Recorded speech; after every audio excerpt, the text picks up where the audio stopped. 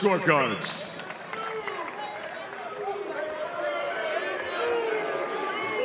Nelson Vasquez, 117-111, Liam Paro. Carl Zappia, 116-112, Hitchins. And Judge Frank Lombardi scores this contest 116-112 for your winner by split decision. And the new IBF Junior Welterweight Champion of the World, Richardson Hitchins. So you now have one world title around your waist. I know you're not satisfied with that. What do you want to do next? I want Teofimo in New York, Brooklyn, unification.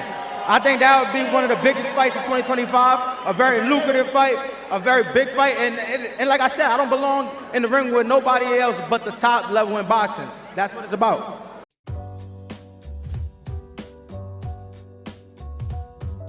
Get back to me, friend. Welcome back to a brand new Risky Ryan Chen. So switch, sweet and simple. Richard Hitch. I don't know how to pronounce his name, bro. This is like my fourth video, bro. Liam Paro just fought Richard. I'm gonna call him Richard, right? I'm gonna call him Richard. Yeah. He just fought Richard Hitchins. No, Hitchins. I'm calling him Hitchins. I like that last name.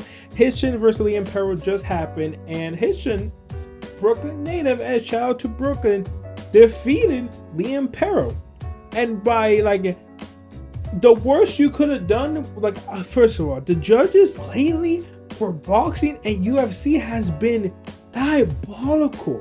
How did, first of all, why did I call him? His name Richard Hitchins. Hitchins won this fight clear. Like the worst I could have done is 7-5 Hitchins. But the fact that someone had a tie, I think they either had it was split decision. So the fact that someone had Liam Paro winning is crazy. And also, this fight happened in Puerto Rico. Again, bro spin the block on a guy he beat. If you don't know what I mean, bro literally fought a couple months ago. I think it was in June against, as we all know, Liam Paro fought and beat Matias in Puerto Rico. But then he came back and fought Puerto Rico. I was like, yo, is Hitchins Puerto Rican? Because he had the Puerto Rico trunks. I don't think he is.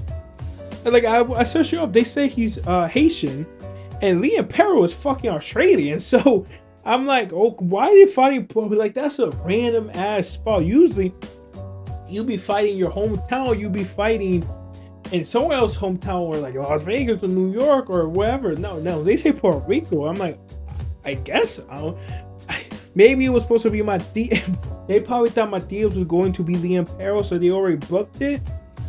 I guess they were like, fuck it, we can't do Liam Paro versus Hitchins, let's just do that fight. But yo, 140, them belts are swishing quickly, bro. It went from, like, if you look at who's the champion now, right? It went from what? It went from Devin Haney to Rowley to, no, it went from before Devin Haney, Isaac Cruz, Liam Paro, and who was the last one? Sador Martin, right? Because no, who's the 4 champions? Wait, it's right now it's Sador Martin because he got Devin Haney belt. It's Teofimo. It's now Richard Hitchins and Jose Venezuela. Okay, that all them shit just changed in the last year. We all know Sador Martin got from Devin Haney. Teofimo is the only one that is keeping his belt. Again, we all know where Hitchins got his belt. We all know Liam Paro got it from Matias. And we also know that, yeah, fucking Jose Venezuela, Rayo got it from Isaac Cruz. Isaac Cruz got it from... Yo, they cannot defend this belt for shit. It's like, yo, it's a curse. Honestly, it's a curse, it feels like, because everybody's losing their first defense. Devin Haney, he fought Regis Portia, his first defense, he lost. You had Isaac Cruz, he beat Rowley, then his first defense against Jose Venezuela, lost. Now with Liam Paro beat fucking Matias, and then he lost. Like, bro, the only person who don't have this curse is Teofimo. It's crazy that all these champions are losing. Yes, I'm coming at the loss. If you come here, but Ryan Garcia didn't lose it. No. Okay, bro. Yeah, he didn't knock his ass 3 times in the canvas. You had his booty up, like looking crazy. Like he wanted us to enter there. It's crazy. Like he was inviting us to enter. Hey, there's proof. Inviting us to enter is crazy. But like, yo, all these champions are losing so quickly. It's crazy. And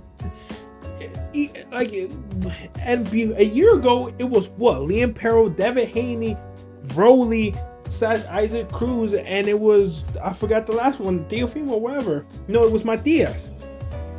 It's crazy how often these belts are changes. It's showing you that 140 is stacked. It's just showing you that 140 is stacked as fuck, and now fighters are actually fighting good ass opponents. Look at Hitchins. I had Liam Paro winning, but Hitchins just dominated Paro. So I'm like, and Hitchins called out Teofimo. I'm like, damn, bro. Like, who's the king of this division? We need Tank to enter the division like right now. It's crazy that Tank is wasting his fucking time at 135. Bro, there's nobody at 135 left. The only person left at 135 is Shakur. And why you even say you don't want to fight him? So come to 140. Why are you still 135 where you're not going for undisputed? You could, but Loma already ducked you. You're Shakur, and you find Frank Roach, bro.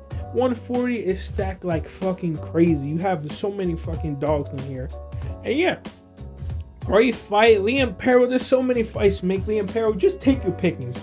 Like, there's a whole laundry list of people at 140. Do the Matias rematch. Why not? Do the Ratia rematch. Fight Regis Porces. Whoever wins that fight, you can do so many fights at 140, bro. Do you fight anybody.